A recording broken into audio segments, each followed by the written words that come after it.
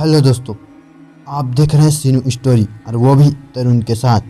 और मैं तरुण, और आज मैं आपको एक ऐसी स्टोरी से परिचय कराने वाला हूँ जिसे सुन आपके होश उड़ जाएंगे, आपके रोंगटे खड़े हो जाएंगे। तो चलिए ले चलते हैं उस कहानी की ओर।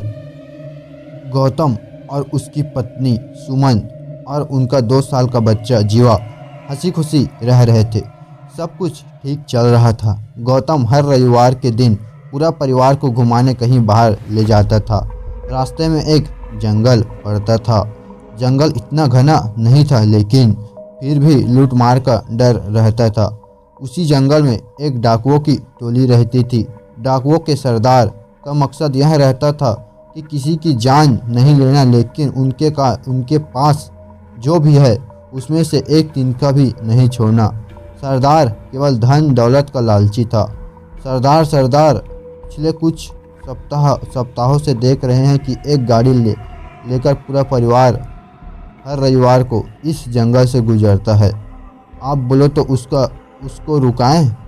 हम उनको रुकाएंगे नहीं, कुछ चालबाजी करते हैं।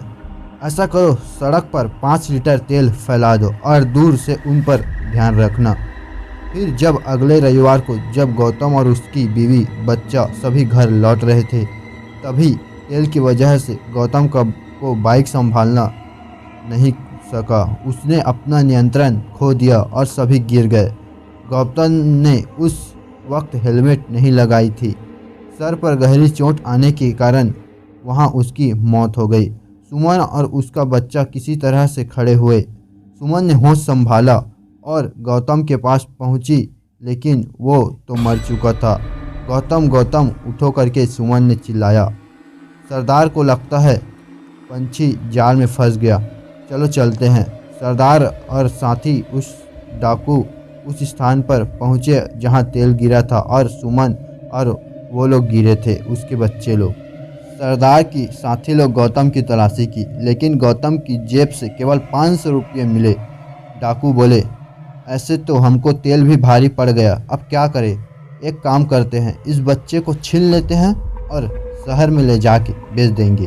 क्या बोलते हो? सरदार जी बोले। इतना कहते ही डाकुओं ने सुमन से बच्चे छीन लिया और सभी भाग गए। सुमन चिल्लाती रही, गौतम उठो, हमारा बच्चा को।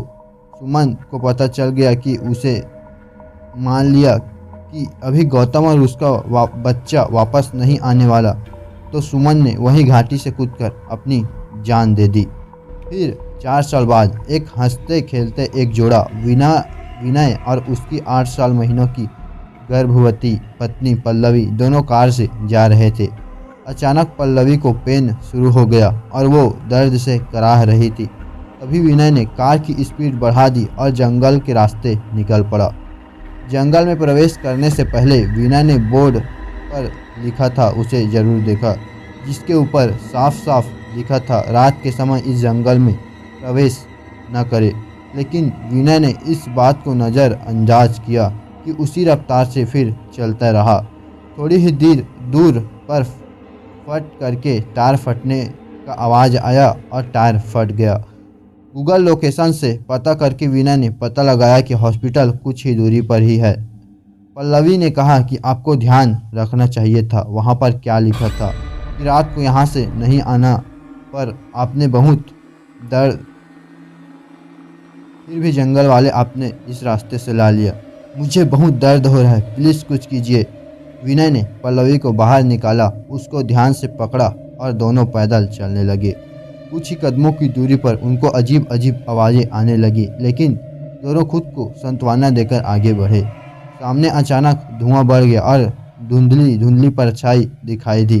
विनय ने मदद के लिए पुकारा, क्या आप मुझे बता सकते हो कि यहाँ पर कोई रिक्शा वगैरह कहाँ मिलते हैं? मेरी बीबी को पेन हो रहा है, वो प्रेग्नेंट है। धुंधली परछाई एकदम साफ हो गई और एक औरत दिखाई दी जिसका चेहरा बालों से ढका हुआ था। विनय समझ गया कि कुछ न कुछ झोल जरूर है। वो चुपचाप निकलने लगा। इतने में सुमन बोल पड़ी, कहाँ जा रहे हो? मुझे मेरा बच्चा चाहिए, मेरा बच्चा चाहिए। यहीं से लेकर भाग गए मेरा बच्चा कोई। देखिए मेरी बीवी प्रेग्नेंट है, प्लीज़ हमें जाने दीजिए। कैसे जाने दूँ तुम्हें? मुझे मेरा बच्चा चाहिए, नहीं तो मैं तुम्हारे बच्चे को ले जाऊंगी। इतना कहते ही उसने अपनी भूतिया शक्ति से पल्लवी की कोख को झाड़ दिया और उसका बच्चा निकाल दिया। बच्चा को लेकर झटपट सुमन भाग गई। विनय और पल्लवी दोनों रोने लगे और हॉस्पिटल पहुंचे और पल्लवी को भर्ती करवाया और पूरी रात अपनी गलती को पूछता रहा। विनय को अपना बच्चा वापस चाहिए था। एक तो उसने पल्लवी का दुख देखा नहीं जाता, दूसरा उसने बोट देखने के बाद भी जंगल से गाड़ी निकाली। सुबह होते ही दोनों गांव में गए और वहां के लोगों को पूरी सच्ची घटना बताई। गांव वालों ने कोई हमदर्दी नहीं जताई। अरे भाई, ये यहाँ रोज़ का मामला है, भला मनाओ कि तुम दोनों की जान बच गई। चुड़ैल किसी को जिंदा नहीं छोड़ती। भाई साहब, आपको जितने पैसे चाहिए ले लो, पर भगवान के लिए हमारी मदद कीजिए। विनय और गांव वालों की बात चुपके से सरदार का डाकू सुन रहा था। पैसों की बात सुनते ही उसके मन में लालच आ गया और जल्दी से जाकर पूरी घटना सरदार को सुनाई। सरदार समझ गया और आ गया, अब क्या करना है। सरदार के डाकुओं को इकट्ठा किया और बोला, तुम दोनों जाओ उस हरी बाबू के घर, उसको बोलो कि बच्चा दिला देंगे। अगर तुम तीनों जाओ उस बच्चे को ढूंढ कर लाओ जिसको हमने बेचा था।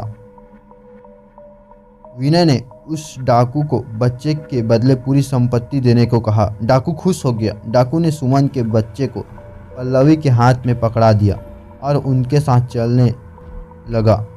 सभी उसी जगह पर पहुंच गए जहां सुमन ने पल्लवी के बच्चे को छीना था। सरदार ने उस 7 साल के बच्चे को संभाल कर पेड़ के पीछे छुप गया। अब सुमन का बच्चा बोला, माँ मैं आ गया हूँ, तुम कहाँ हो। इतने में धुआं छा गया और रस की आवाज़ें आने लगी। धीरे धीरे करके सुमन सामने आई। पल्लवी हाथ जोड़कर बोली, देखो मैं तुम्हारे बच्चे को लेकर आई हूँ, अब तो तुम मेरे बच्चे को लौटा दो। सुमन दूर से भयानक आवाज़ में रोने लगी। मेरा बच्चा। सुमन ने पल्लवी के बच्चे को लौटा दिया। अब पल्लवी अपने बच्चे को चूमने लगी, प्यार करने लगी। यह देखकर सुमन का मन और भर गया और वो विलाप करने लगी, क्योंकि अब वो अपने बच्चे का पालन पोषण नहीं कर सकती थी। अब सुमन बहुत छटपटाने लगी।